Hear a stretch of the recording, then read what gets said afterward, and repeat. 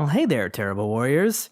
I want to thank you for spending time with me as we go through all of these really interesting conversations and interviews. And I know you're here for our actual play content. You're here to hear us actually play tabletop role-playing games. So I'm here to tell you that next week, we're going to be back at it. We're actually going to be back at it twice a week for the next 6 weeks with 3 back-to-back Kickstarter specials. Starting next week, we're going to be playing Root from Magpie Games, which will be starting its Kickstarter on September 17th. Immediately following that, we'll be playing Ross Rifles from Dundas West Games, which is starting its Kickstarter in October. And immediately following that, we'll be playing Visigoths vs. Molgoths by Lucian Khan, which is also running its Kickstarter in October. I know there's a lot of really cool games coming out, and we want to make sure that they are getting supported and that they are going to exist in the future. So, to get it all done in time so that we're doing these games before those Kickstarters are over, we are going to release every Tuesday and Thursday, completing our entire games in 2 weeks each as we play through Root, Ross Rifles, and Visigoths vs. Molgoths. Got it? Cool. Today on The Terrible Warriors, we've got one last interview to share with you.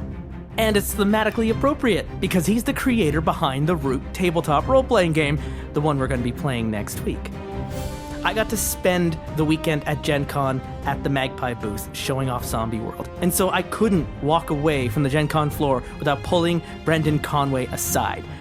Not only is he involved in designing the Root role-playing game, which we'll be playing next week, did I mention that part yet? But he was also the designer behind the Masks role-playing game that we have played several times here on the show, as well as a brand new announcement of a game far off on the horizon called Armored Society. So it's a little bit of a past, present, and future conversation.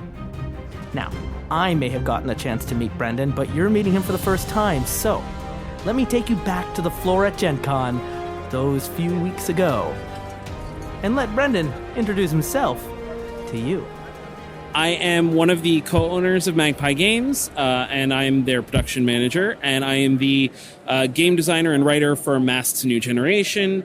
I'm one of the co-designers of Zombie World, and I was the lead on that project. I will be the lead on the upcoming Root RPG.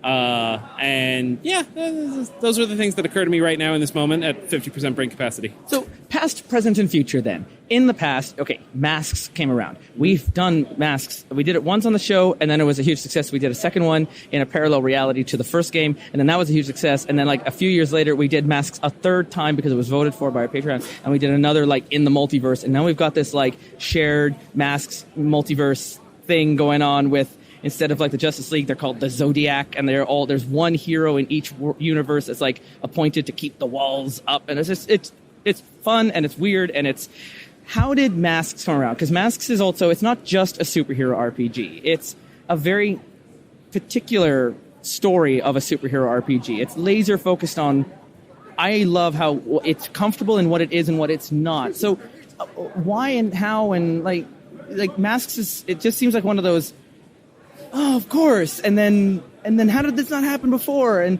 so how did it come to be? What is Masks' origin story? Yeah. So I can actually really trace it back to seeing a particular cover from Brian Michael Bendis' run on the X-Men when the young X-Men had come forward in time. And so it was this perfect encapsulation of a kind of nonsense that I adore, where the younger time-traveling version of Cyclops was kissing X-23, the teenage girl clone of Wolverine, and I'm like, all of this is amazing, and I want a game that can produce this moment with that level of complexity and insanity and canon and drama and the teen angst, all the messy teen emotions, all of it. I want to have the idea that like there's the adult versions of us and they hate each other, but we're here kissing, and all of that made me immediately start looking for a game to do it. And that led me down the journey of, okay, is there an existing game that I can hack for this? Well, there are a few. Monster Hearts is exactly where I started with, and part of it's because Mutant Hearts immediately leaps to mind as a great name, and it just didn't quite do what I wanted in this context. Like, Monster Hearts is fantastic at doing it what it's designed for, but it didn't quite hit this moment of young superheroes that I was looking for. And then I started watching Young Justice over and over and over and over and over, and reading Young Avengers, and really getting into the source material and realizing the things that I wanted to do. And finally, I synced it up with things I wanted to reflect from my own experience growing up, and the way that I felt when I was coming of age, and the way that I sort of felt like the adults were telling me who to be and how to act. And so all of that together combined to slowly but surely shape a very specific version of the thing that I wanted, so that eventually I did get to a place where it could do that scene out of that X-Men cover. But it was also important to me to make sure that it went beyond that, and it did other things that I felt said and meant things. I was thinking, because we also done Monster Hearts, and the big thing with Monster Hearts is you can't avoid the turn-on move, right? Yep. So it's all about these messy hormones and emotions, and not just your identity, but also your sexual identity, and really getting under the skin and getting real messy with this period in that life. Yes. And with Masks, it's always, at least when I've played it with my other players, it's that sliding scale on your stats, and it's everything is pushing you to tell you what to become, and you don't know who you are yet. You don't know even your powers are, to what extent they might be, because you don't even have. That's a grown-up move that you don't get yet. All you have is Unleash, and it's this idea that you, by the end of your run on Masks, you have a more, you don't have to finish creating your character, because the game itself is a character creation exploration in a way that isn't really the story in Monster Hearts, right? Monster Hearts is about not being the monster that you might even believe you are, whereas, and it's just so juicy, and I think it's just Powered by Apocalypse has a way of getting under your skin. Yes. And I mean, let's talk a little bit about that, because all the Magpie games have a genre that they focus into. Yes. And they're all really, character studies. And is that one of the strengths of Powered by Apocalypse? Why is it Powered by Apocalypse that you keep going to? And I know that you're not in some of the future ones, but it's one of those, big tools in your belt that you keep using. Yep. So we actually did a panel on Powered by the Apocalypse this weekend. And one of the things that we said at the panel is we don't see it as a system. We see it as a framework and a way to understand games and the relationship between the players and the GM. And basically, it's a framing device for us to start thinking about things. It's an incredibly useful framing device, and we like the kinds of things that it demands and requires, but we regularly play with a lot of the paraphernalia that looks like it might be the defining quality. So, like, 2 6-sided dice, rolling with a 10 plus and a 7 and 9 and a 6 minus, looks like it might be one of the quintessential qualities of Apocalypse World, but it's not, because we have done games that have messed with that. Zombie World is very much a Powered by the Apocalypse game at heart, but it doesn't have dice at all. And Bluebeard's Bride has many moves that do not have any dice at all. So that dice piece can't actually be core to the heart of it. And it's that fact of, like, it is an overarching way of understanding the kind of thing we want to produce, the kind of fiction we want to aim for. And then we have to design entirely different systems within that framework. It's an ideology. It's like a game theory philosophy. Yes. And it very much appeals to us, and it keeps us on the same page, which is why we kept going back to it, because it was useful in all these different contexts. But also, we really do feel like Masks is a different system than Urban Shadows, which is a different system than Bluebeard's Bride. All these games required a lot of work to get that particular iteration of the system down straight. And they borrow from each other. There are bits and pieces you can take and pull in. One of the most clear examples is in Cartel. There's a move for when you get shot that we basically took over into Zombie World. But that's because those two pieces of fiction align in that place. What happens when you get shot? It's either a mortal wound or a flesh wound. For most of them, you have to do so much work to make sure it does the thing you are aiming for. A lot of people describe it as the genre emulation, while also, though, still doing and saying the things you want to say. And that guarantees that when they are functioning at their height, they really can't overlap too much, because they all have such different things to say. And a big thing I noticed with Powered by Apocalypse games is you have all the moves that are in front of the player. Yep. And it's a game where the rules are very player-facing compared to when I run a Dungeons and Dragons game at the Storm Crow Manor, it's all on me. My players don't have to know anything. They just do what they're told, right? They reach a challenge, and I say, this is the challenge that you have to meet. Yep. Where there's more of an onus and an agency on the players to be a part of the world building, to be a part of the solution and the details, and the moves tend to be story prompts rather than a mechanical, like a dexterity check. It's when you want to calm someone down. And the moves themselves are prompts to help motivate you into the narrative. We like to use the term points of uncertainty, where moves are designed to say, these are the moments of uncertainty when we shouldn't know what happens next, and this is how we resolve that. And part of the reason that is such an effective framework is because it allows you to say, actually, in this particular game that I'm doing, turns out violence is not actually uncertain. It's always terrible. Anybody who perpetrates it, it always goes this particular way. And as a result, that may not actually look like a move. That may not require dice. But we can then, in turn, say, this moment that I have decided to turn you on is, in fact, a moment of uncertainty. We need to sit up and pay attention and roll the dice because we don't know what's about to happen here. It's a lightning bolt in the middle of play. So those moves highlighting the points of uncertainty allow you to completely reshape what the fiction is. It's a moment when both the player and the GM lose a moment of control. Yes. And it goes off into a direction that neither of us go. Because another defining part of a lot of PBTA games is you don't prepare in advance. Yes. And it's created in play, which can be, for someone who has GM games where they write the scenarios, can be terrifying. And it feel like this void. How are you supposed to play a game where you don't know where you're even going to start when you sit down at the table? And then you actually start, and you're just feeding, and it's a snowball effect that you don't.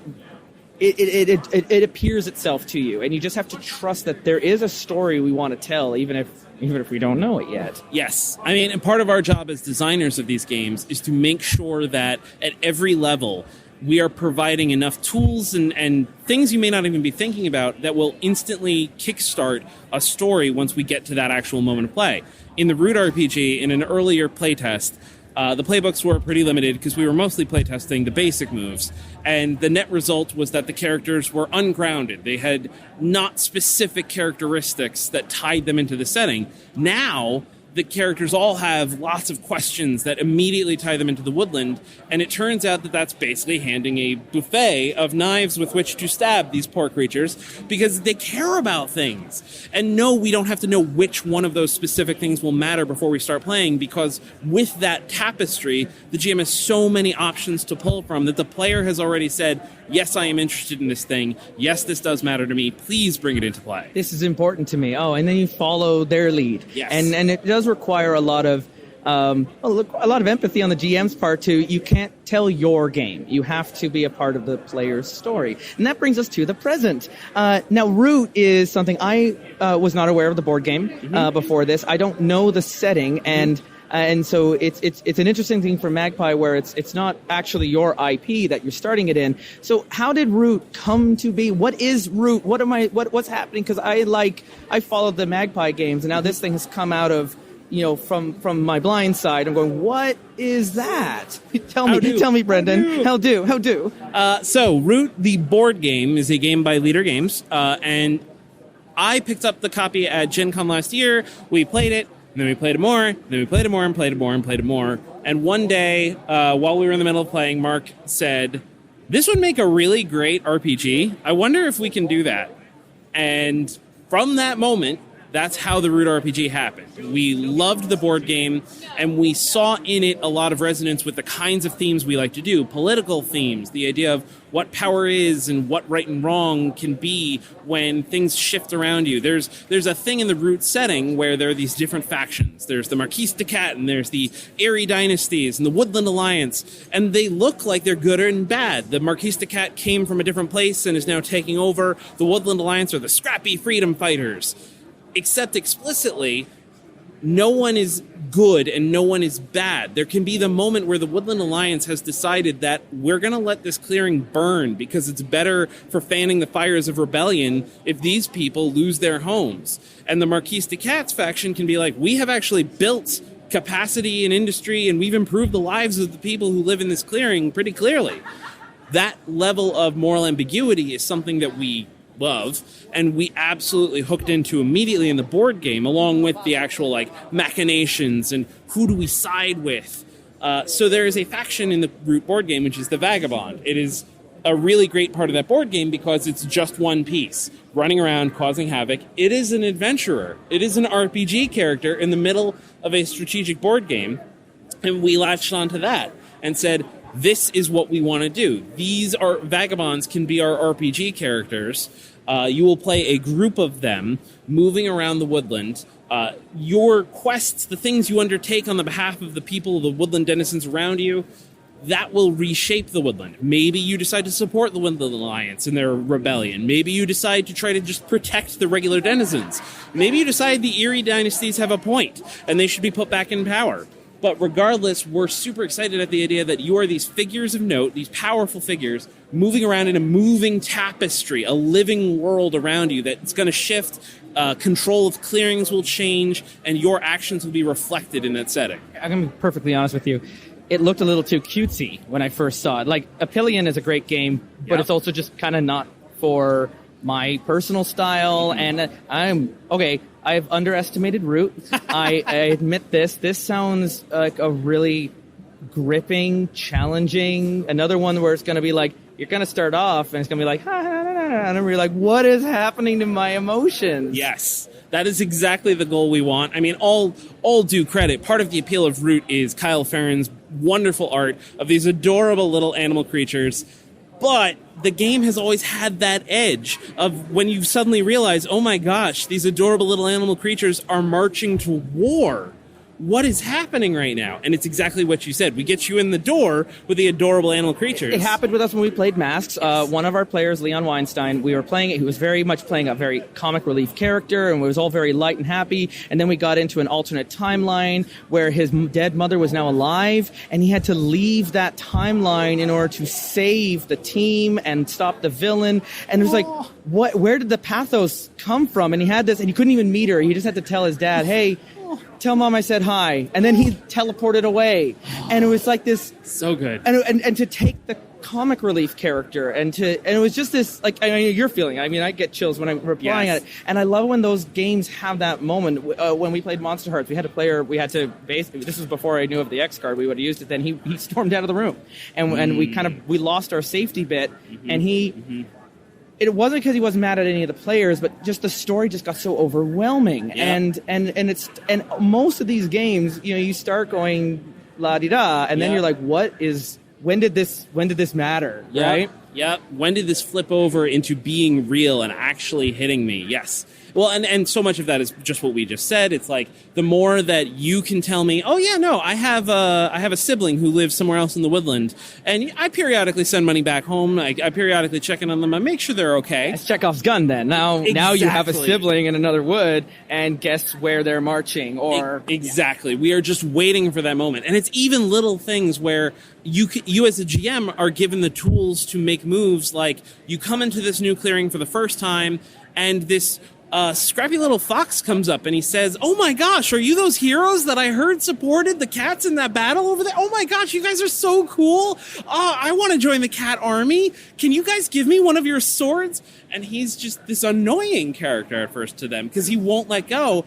And yet they will start to care. I have seen this happen multiple times. They will start to care and they will get worried about him because he's going to get in trouble and he's going to get himself hurt. He's romanticized all of this horror. Yes. Yeah.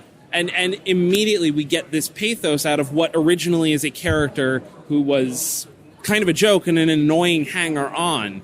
And that's exactly... like the rabbit from Bambi. Yes. Yeah. And we live for that. We live for that, tapestry of a story that can encompass both moods at the same time.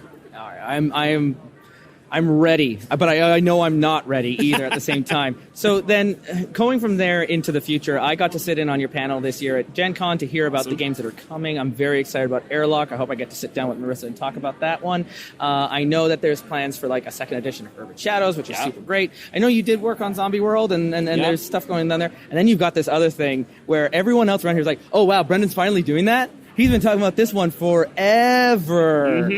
So tell me about Armored Society. Yeah, so, I mean, it has a similar sort of genesis point to Masks in that way of a little idea coupled with some art and then percolating from there. I have a friend in close to Philly, Joe Zantek, who really loves Jane Austen level games, and so part of it was a desire to have a cool, awesome fantasy game years ago. This was before Good Society was out, so we didn't have that to pull on when we wanted to do Jane Austen. And so I started percolating on it from my perspective, what I wanted, and I wound up finding this series of art. I forget the name of the artist, and I apologize, but I believe they're called the Iron Ladies. They're these postcards of women in this incredibly intricate, amazing armor. And it just made me be like this. I want these characters to be able to exist in an RPG. I want to be able to play a game that fosters this. And from that point, I started developing what would that world have to look like? Why would this be the case? That required me to think about what kind of mechanics then would support that kind of gameplay that then fits with that world and that kind of story, and on and on and on, until eventually I go down a rabbit hole of also becoming invested in like Irish mythology and trying to actually pay attention to the stories that that were shared with me when I was younger that I never really paid as much attention to as I should have. That thing where I realized as a kid I was lucky enough that my parents took me to Ireland and we saw these incredible places, but I was a little shit, and so I didn't pay as much attention as I should have. I was born in Ireland. I did not and, know and you were born I there. moved here when I was 6, so I have no accent, but it was I would visit there in the summer, and it was something that not until I was an adult did I start realizing for such a small country, for the culture, the poetry, Yes. the artwork, the stories, and you go 5 meters to the right and you're in a completely new culture and another background, another mythology, and there's so much tapestry behind it and so much history, and Yes. you can spend time in one city, and it's something here in North America where it's just not appreciated, where you have a single city that's been there for 2,000 years Yep. with all the politics and intrigue and goes on, and Yep. I hear you. And it was something that even when we're dealing with other games with mythologies, the Irish folklore kind of gets merged in. Like Yes. 7th Sea just kind of merges it all in with Yes. British and Wales, and it really, for the longest time, they were doing their own thing, and Yes. it was wild. And to the point, I think the Roman Catholic Church came in going, "What are you doing here? Shut it down, right?" Nope. Like they were started merging their Catholic religion with Irish mythology and Yes. characters, and everything was just being workshopped. It was so so nuts. So much of it has that, like, when you understand that history and you really get into it and you're like, oh my gosh, this makes perfect sense for how it really would have happened. It explains so much, and it's so fascinating. The idea that I was reading about in the histories that St. Patrick essentially had to pull in the beliefs of the people in Ireland in order to convince them to start converting to Christianity. He couldn't just present Christianity and say, no, everything you held before is wrong. He had to adapt Christianity. It's a wild thing. So the Tower of Babel fell down, and one of the languages, when the language got split, was Irish. Yes. So now it's one of the oldest languages, going right back to like the first chapter in the Bible. And we've established this. And then we have the Book of Invasions, which clearly establishes that the people currently living in Ireland are actually descended from Noah. Oh my gosh. How funny. That turned out to be perfect. And that's fascinating to me. I love that. Did you ever? Okay, you know where they filmed Star Wars on Skellig Michael? Yes. And I got to go there. I got to walk up there and learn about the monks who would go there. There's this whole order of the further away from anyone else, the closer you were to God. So you would get like high monasteries on a mountain or out in the middle of nowhere. And so this island. You can't see Ireland on the horizon anymore. It's so far out into the ocean, and there's no fresh water on the island. So everything had to be collected by rainwater. So all the huts are like and they collect into a reservoir that still works today, and it was so isolated. And then even on this island there was another peak with one hut, so if you wanted to get away even from the 3 other people there, and it was just this idea, and it was just incredible. It's just this is what Yes. happens with all, and then you have Yeah, Well, that's a whole podcast. Yes, we could keep going on. Yeah, I mean, So this is this fascination, and now Yes. you're setting it into you. I know it's the world is called Saarland, yes, and you have this other history that's formed out of that. yes, and there are complicated concerns and questions there. I would recommend James Mendez Hodes put out a bunch of pieces that are great about like Lord of the Rings and adaptations of historical fantasy. I know he's working on Thousand Arrows that adapts Japanese history. And we had him on. I interviewed him at the Breakout Con and about his article on playing characters in another race. Yep. And he's a wonderful mind. Yes, and so there's a lot to think about. And for me in particular, I'm going to be perfectly honest that some aspect of it was my desire to personally bowdlerize history and combine things that I couldn't easily pull together. I know that the Roman Empire never actually made it to Ireland. They made it to Britain, but they never made it to Ireland. And so there's a part of me that wanted to play with a Romanized influence, not least because my idea of them is that they would purposefully adapt and pull pieces of the culture into their own in order to maintain a level of dominance by just saying everybody's culture is ours. So I am doing an alternate history purposefully in order to be able to play with some of these elements that might otherwise not have actually chronologically overlapped. And you could argue 700 years later, it kind of did happen Yes. with the English and the way they were erasing Gaelic history Yes. and moving in with their... You're just doing it a just little bit different touch. earlier from a Yes. different group. Exactly. So I obviously want it to be familiar enough that we can access it, that we can comprehend it within our own scope, but I'm also very much interested in Irish mythology for the fantastical elements, and I want those to be a through line of the entire story, which then allows me to change the entire setting. So the reason why it's called Armored Society is because there are these giant holes into the other world that have opened up, and there are creatures that have come through. The Faemar, which I'm basing on like the Fomor of Irish mythology, as well as the Tuatha De Danann. And Yeah, because this is the other wild part of Irish. There's not really like a pantheon in a traditional sense. It's not really gods and deities so much as just these other realms or planes and histories and precursors that have been there before. And then when humans showed up, they just went underground and transformed into fairies and other creatures of folklore. And it's just a very, very different compared to other European backgrounds. It's so unique compared to the Norse and compared to what happened in Greece and in Italy. And it's something that I think because of that, it doesn't get incorporated into the rest of it because it's so weird. Yeah, well, or it gets incorporated in a way that is at the most shallow. Like, I'll be perfectly honest, for years, I thought that the term for fairy, as interpreted by Irish mythology, was she. And it is, but I didn't actually know that she is the word for the hills. And that they're called she because they are supposed to live under the hills, and it's kind of a colloquialism. But I didn't realize the connection there, that word meant a different thing than just straight up referring to the fairies themselves.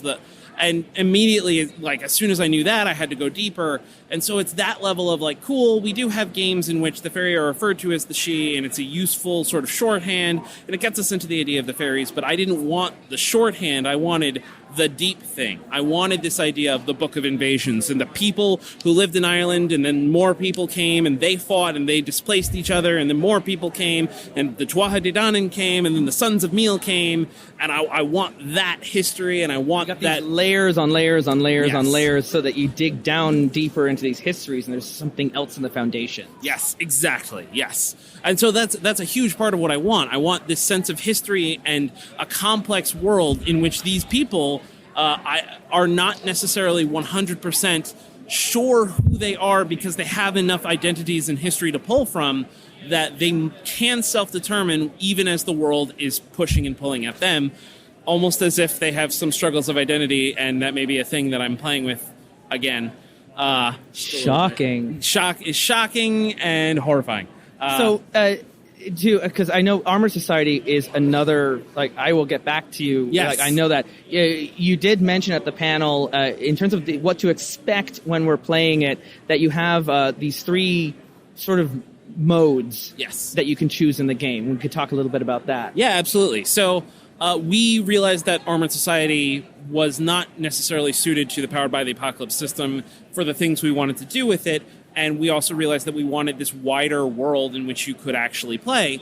And what that means is that instead of having this hyper-focused, you are a team of young superheroes, or you are all aspects of the Bride's mind. This is very clear and very always the same. We wanted to give some options in terms of how to start and how to portray characters across the width and breadth of this land. So you can play the members of a court, who are the leaders of some organization of power. You might be the court of a house or a clan, or you might be the court of the entire country. But the point is, then you are probably at odds with each other. There's probably a lot of PvP in there. There are often multiple kings at the same time. Exactly. Maybe punching each other a little bit. Yes. And that's great for the political intrigues, for the higher level play. But you might be an order. You might be a group of people connected by a clear hierarchy that gives you structure and demands you be together. Or you might be a band, because I love the idea of the Fianna so much, where the Fianna were those bands of guys. I think that they were often sort of the second sons, or the ones, the extras. That were the Tiernan Oak story, and those the one guy who goes across and he comes back, and Ocean and all that. Like, they're kind of wrapped into these. That's exactly it. Yes. Roaming hijinks. Yes, because Finn McCool was the leader of the Fianna at that time, and I think that was supposed to be the last of the true Fianna. And I love that band idea, because it's just so interesting and so cool. The idea that these guys are like, we're supposed to be doing good across the land, and we will only answer to the High King. Yeah, they're acting like they're the Jedi or Spectres in Mass Effect, except also there is no High King, and you're just saying it, and everyone's going, oh yeah, well, sounds great, thumbs up. We like this plan, because one day maybe I'll be High King and then you'll obey me. That's never going to happen. It reminds me also, like Dogs in the Vineyard, if you remember that old game. It was where because you're wearing the coat, you show up in town, everyone just has to kind of take your word on it, and you are above your own law. And it's just sort of, it's fantastic as an idea, and it fits, like, gamers can easily latch onto it, because it's kind of an adventuring party with a little bit more structure and theme added to it, but it allows you to play like you're the group of almost rogues moving around. The band sounds like it's the closest to what Magpie has done in the past with other games, and that's in a way that insert, if you still want that experience, and that's your entry point is from one of these other games, here's your gateway in. But if you're coming into this game because you are Jane Austen, like you were saying, or you're coming in from like the Seventh Sea, or you're coming from other intrigue games, you can enter in through the court side, and you've got, for that more organizational, if you're into like building strongholds and counting money, then you got the order side as well. So you've got multiple roads into this game, rather than, do you want to be teen superheroes? Yes, exactly. And with the final point being that these are just entryways, but over the course of play, you can totally skip from one to the other. If you are exiled from your court, maybe you become a band. Maybe it's time to start roaming the countryside. Or maybe the band winds up becoming the people of power in a brand new house. I mean, I know it's a different mythology, but Robin Hood ends up going to the court at the end, right? Exactly. Like but definitely starts off as a band. Yes, exactly. And so we want that ability for you to pass, not least because, as I said multiple times on the panel, I find it adorable to imagine, like, the band will wind up having to do a dance. And the dance has intricate, complicated social rules that you must obey, and they are very ill-prepared for it. I remember it was in Witcher 3, at the very beginning of that, you have to go through a number of button combinations to remember to bow. Yes. And then you have the option when you walk into the room to just be like, what's up? And just refuse to. Yep. I want that moment, because it's great. Because I want these people thrust into situations they're not prepared. And I mean, obviously the vice versa as well. The court forced to go into the wild and be like, oh my gosh, now there's a giant Famar creature in front of my face, and it would like to eat me, and I am ill-prepared for this. So for the most part, going back now, Masks is, for intents, is concluded. It's what it is out. Is there any more development happening on Masks? Yes, we don't want to just leave Masks alone necessarily, so we are considering multiple different projects and avenues. There have been a lot of requests from fans for things like a way to play villains or a way to play adult heroes. So we are actually percolating on those, because we know there's enough interest in them that it may be worth it for us to come back and try and offer some kind of official support. Beyond that, even there are a few ideas running around. In particular, I'm toying with one for a Gotham-style city and setting for Masks that would be a little bit darker, but that would get into a different set of themes than Halcyon's almost more metropolis. Well, like more play sets. Like we played through the one that Misha Bushager wrote, with this alternate alien invasion story, and so maybe some more narratives like that. Yep. And what's the timeline here on Roots? That's a little bit more present-minded. Yep. So Root is right around the corner for Kickstarter, and then after that we will be doing everything in our power to have Root here before the next Gen Con. And Armored Society is in the distance. It is distant. Because you're working on a new system that isn't defined yet. It's just going to be this Magpie game system. Exactly. We have initial ideas. We've started percolating on it and doing initial playtests. But there's a lot of work to do there to establish the overall setting. Of course, there's an exciting side that there's going to come a time. I think you announced there was going to be there'll be like an open alpha at some point in the future. Yes. So we will all get an opportunity to be a part of building like the next Powered by Apocalypse, the next one that's going to be like, who knows if that becomes a new pillar for games. Because one of the questions I asked at the panel was about approachability, and I understand that's going to be a big thing to still make it so that this is. One of the things that has worked so well with introducing your games to my friends has been how simple it is to catch them up regardless of their experience levels or expectations. Yep. It's easy to get you started, but and then hard to look away. And so I'm really excited to see where this is going. Thank you so much. Magpie's had such a cool year. Thank you for letting me be involved this Absolutely. year at your booth. And I hope I get to come back again and continue these conversations. Brendan, where can we find more about you if we wanted to follow up on all these projects and things that you're doing here in the future? So a lot of this stuff we're going to be talking about through our Magpie Games official channels. There's magpiegames.com, which is our official website. We have a blog there. We will update with some of this information. We already have a lot of our new announcements listed there. Our Magpie Games Twitter also often calls out anything new that's coming out. Me personally, I mostly communicate through those as I am a recluse and I like to hide in a dark room and read my crazy books. Same though. It's like being in a radio studio and just talking to myself. Exactly, yeah. So if you want to follow more about any of these projects, those are the best places. All right, Brendan, thank you so much for your time. Enjoy what few hours remain of Gen Con. Oh, you too. You as well. And thank you so much for having me.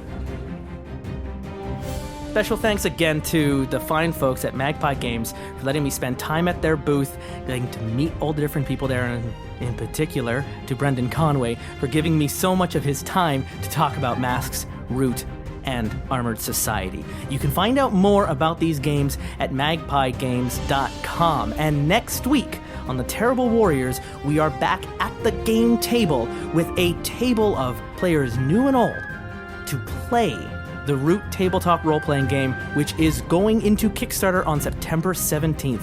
You're not going to want to miss this.